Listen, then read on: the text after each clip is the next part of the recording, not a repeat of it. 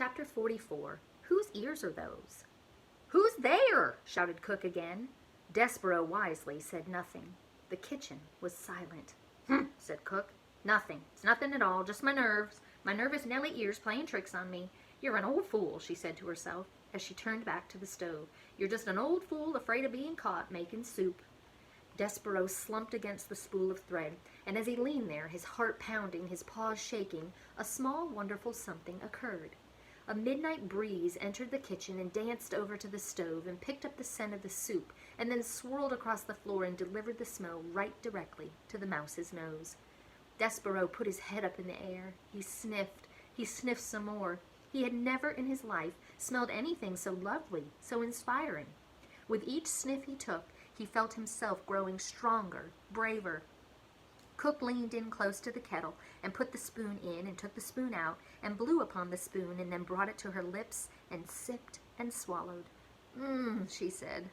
She took another sip. "Missing something," she said. "More salt, maybe." She put the spoon down and took up an enormous salt shaker and sprinkled salt into the kettle. And Despereaux, feeling emboldened by the smell of soup, again set to work pushing the spool of thread. "Quickly," he said to himself, rolling the spool across the floor. "Do it quickly. Do not think. Just push." Cook whirled the salt shaker in her hand and shouted, "Who goes there?" Despereaux stopped pushing.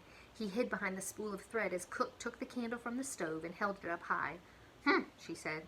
The candlelight came closer, closer. "What's this?" The light came to rest directly on Despereaux's big ears sticking up from behind the spool of thread. "Oh," said Cook, "whose ears are those?"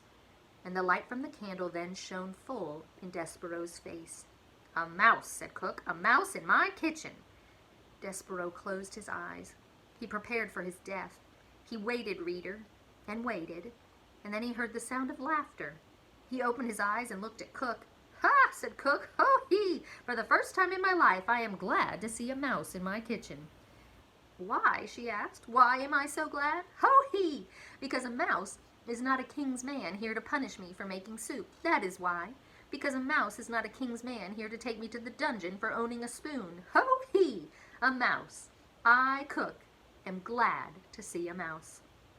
Cook's face was red and her stomach was shaking. "Ha-hee!" she said again. "And not just any mouse. A mouse with a needle tied around his waist. A mouse with no tail. Ain't it lovely? Ha-hee!" She shook her head and wiped at her eyes. "Look, Mouse, these are extraordinary times, and because of that, we must have some peace between us. I will not ask what you are doing in my kitchen, and you in return will tell no one what I am cooking." She turned then and went back to the stove and set down the candle and picked up the spoon and again put it in the pot of soup and took it back out and tasted the soup, smacking her lips together. "Not right," she said, "not quite right. Missing something still." Despereaux did not move. He could not move. He was paralyzed by fear. He sat on the kitchen floor. One small tear fell out of his left eye. He had expected Cook to kill him. Instead, reader, she had laughed at him, and he was surprised how much her laughter hurt. Chapter 45. Some soup. Cook stirred the soup and then put the soup spoon down and held up the candle and looked over at Despereaux. "What are you waiting for?" she said. "Go, go, go! There'll never be another opportunity for a mouse to escape from my kitchen unharmed." The smell of soup again wafted in Despereaux's direction. He put his nose up in the air. His whiskers trembled. "Yes," said Cook, "that is soup that you're smelling. The princess, not that you would know or care, is missing. Bless her God-hearted self. And times are terrible. And when times are terrible, soup is the answer. Don't it smell like the answer?" "Yes," said Despereaux. He nodded. Cook turned away from him. She put the candle down and picked up her spoon and started to stir. "Oh," she said, "these are dark days." She shook her head. "And I'm kidding myself. There ain't no point in making soup unless others eat it. Soup needs another mouth to taste it, another heart to be warmed by it." She stopped stirring. She turned and looked at Despereaux. "Mouse," said Cook, "would you like some soup?" And then, without waiting for an answer, she took a saucer and spooned some soup into it and set it on the kitchen floor. "Come closer," she said. "I don't aim to hurt you, I promise." Despereaux sniffed. The soup smelled wonderful, incredible. Keeping one eye on Cook, he stepped out from behind the spool of thread and crept closer. "Go on," said Cook. "Taste it." Despero stepped onto the saucer. Soup covered his paws. He bent his head to the hot broth. He sipped. Oh, it was lovely.